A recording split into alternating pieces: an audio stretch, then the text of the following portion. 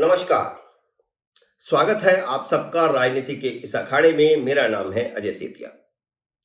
मित्रों, अरविंद केजरीवाल अपने आप को जितना राजनीति का कुशल खिलाड़ी समझते थे, चतुर खिलाड़ी समझते थे, अब उतने ही अनाड़ी साबित हो रहे हैं। उनके 2 मंत्री जेल में हैं, जो जेल में जाने के बाद मंत्री पद से हटे हैं। लेकिन अब तीसरा मंत्री जेल जाने की तैयारी कर रहा है और सौरभ भारद्वाज फंसे हैं अब, जिनको सिसोदिया की जगह पर मंत्री बनाया गया है। मंत्री बनते ही वे यह समझने लगे थे कि सब कुछ उनके हाथ में आ गया है। सारी सत्ता, सारी ताकत अब उनके हाथ में है। और ताकत आते ही उन्होंने मुद्दई सुस्त गवाह चुस्त वाली बात शुरू कर दी थी। कुर्सी पर बैठते ही वे सिसोदिया और केजरीवाल को बचाने में जुट गए। उन्होंने पहला काम यह किया कि एक फर्जी शिकायत लिखवाकर तुरंत विजिलेंस के उस स्पेशल सेक्रेटरी राजशेखर को ही हटा दिया, जो सारी फाइलों की जांच कर रहा था, जो केजरीवाल और सिसोदिया के लिए मुसीबत बन गया था। और फिर रात के अंधेरे में उनका कमरा नंबर 403 खुलवाया और वे सारी फाइलें चुरा ली, जिनके कारण केजरीवाल और सिसोदिया फंस रहे थे। यह सारा काम उन 8 दिनों में हुआ, जिन 8 दिनों में सुप्रीम कोर्ट ने अफसरों की ट्रांसफर पोस्टिंग का अधिकार केजरीवाल को दे दिया था। 11 मई को कोर्ट का फैसला आया। 13 मई को राजशेखर को उनके पद से हटा दिया गया और 15 मई को रात 2 बजे उनके दफ्तर से चोरी की गई। 19 मई को अध्यादेश जारी हो गया। अध्यादेश लागू होते ही वह सेक्रेटरी राजशेखर फिर से बहाल हो गया और अब उसकी शिकायत पर एफआईआर दर्ज हो गई है।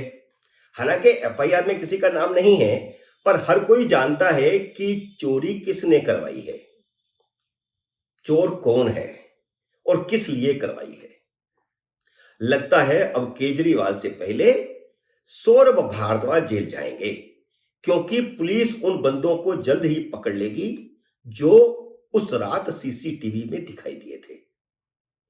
फिर वे सरकारी गवाह बनेंगे और सौरभ भारद्वाज अंदर। जब शराब घोटाले में पहला सरकारी गवाह बना था तो सिसोदिया अंदर गया था।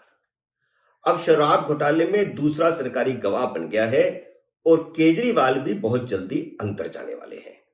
और इस मामले में भी आप देख लेना, एक सरकारी गवाह बनेगा और सौरभ भारद्वाज जेल में होंगे।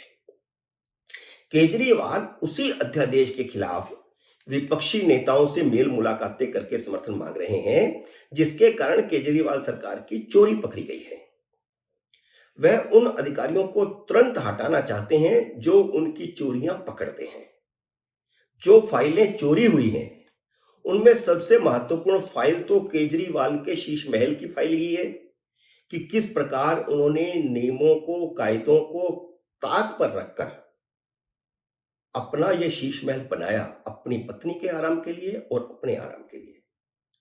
इसके अलावा विपक्षी नेताओं की जासूसी की जांच वाली फाइल, टैक्स डिपार्टमेंट से सोने की चोरी वाली फाइल, जल बोर्ड घोटाले की जांच वाली फाइल, तिहाड़ जेल के अधिकारियों से सांठगांठ की जांच वाली फाइलें, ये सब गायब हैं या इनकी फोटोकॉपियां की गई। अगर वह इतने ही कट्टर ईमानदार हैं, केजरीवाल और उनकी सारा टोला, सौरभ भारद्वाज भी उसमें शामिल है। अगर आप राजनीति को बदलने आए थे तो आपने आपकी जांचों वाली फाइलें चोरी क्यों करवाई? सौरभ भारद्वाज का फंसना तो तय है। उनसे सीधा सा सवाल पूछा जा रहा है कि अगर उन्होंने चोरी नहीं करवाई तो उन्होंने खुद चोरी की शिकायत दर्ज क्यों नहीं करवाई? चोर की दाढ़ी में तिनका तो यहीं पकड़ा गया। केजरीवाल ने जिन जिन मुख्यमंत्रियों से मुलाकात की, उनके सामने उन्होंने संघीय ढांचे का रोना रोया। और जब वे मीडिया के सामने आते थे तो कहते थे कि पिछले 1 महीने में दिल्ली की जनता के साथ घोर अन्याय हुआ है, उनका अपमान किया गया और उनके लोकतांत्रिक अधिकार छीन लिए गए।